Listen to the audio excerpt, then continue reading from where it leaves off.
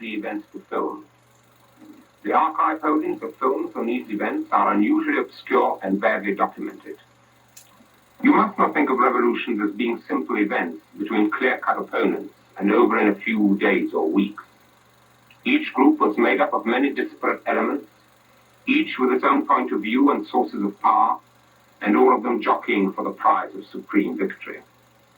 The film cannot hope to show these subtleties, but perhaps in its very scrappiness it gives a better impression of the confusion. I think what it does best is to show the atmosphere of Germany and Russia in revolution.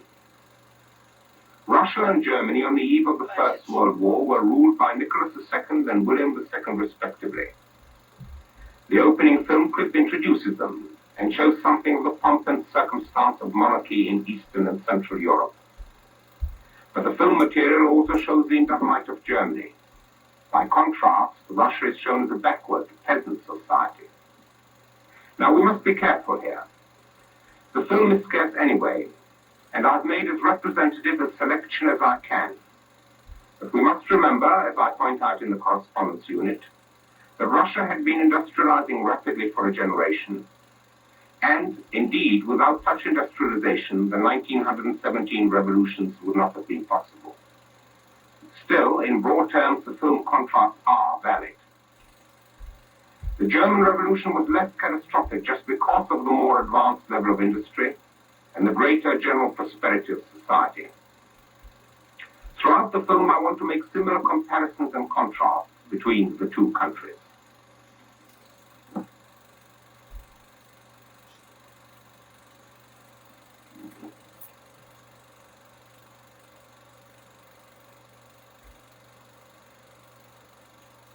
Lower middle class and working class Berliners enjoying themselves on the Wannsee, Berlin seaside.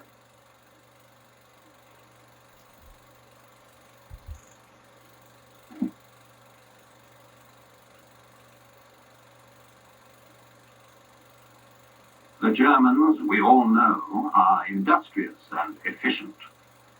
This is from the same Krupp's home movie collection we have used in other programs. The huge and sophisticated workshops at Essen, and the guns they produced.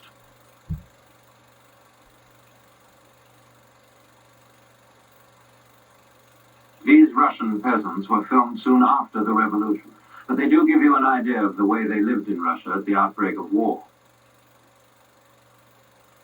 And the other side of the picture, the Russian General Staff in 1913.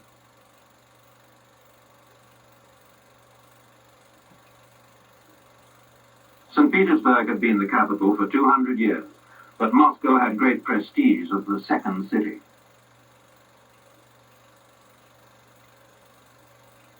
These shots are to remind us that Russia was a colonial and a multinational empire.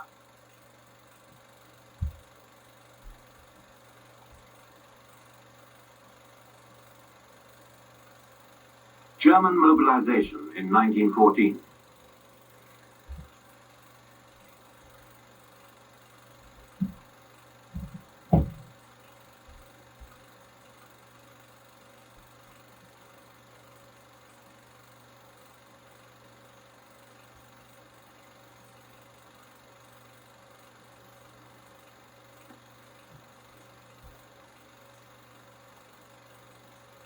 Here we see a senior NCO taking the allegiance on behalf of his men.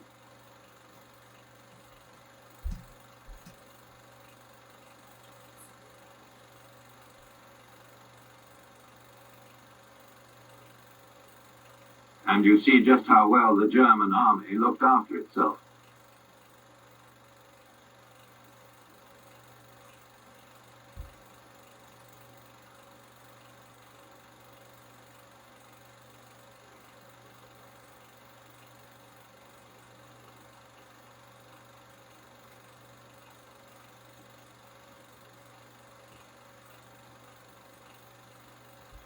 Look at the apparent chaos at the parade of Russian recruits in one of the squares of St. Petersburg, at a time when they must have known that cameras were pointed at them.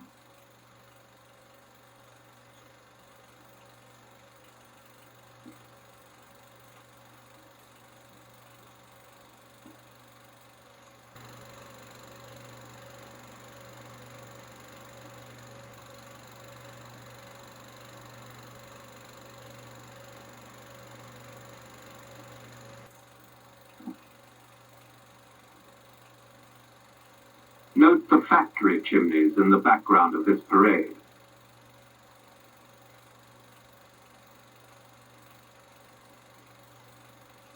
The Tsar and his family leaving a church in St. Petersburg.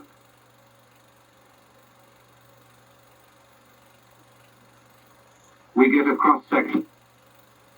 Rich Germans at a race meeting and sitting in the cafes of Berlin. Note the very large number of men in uniform in these shops.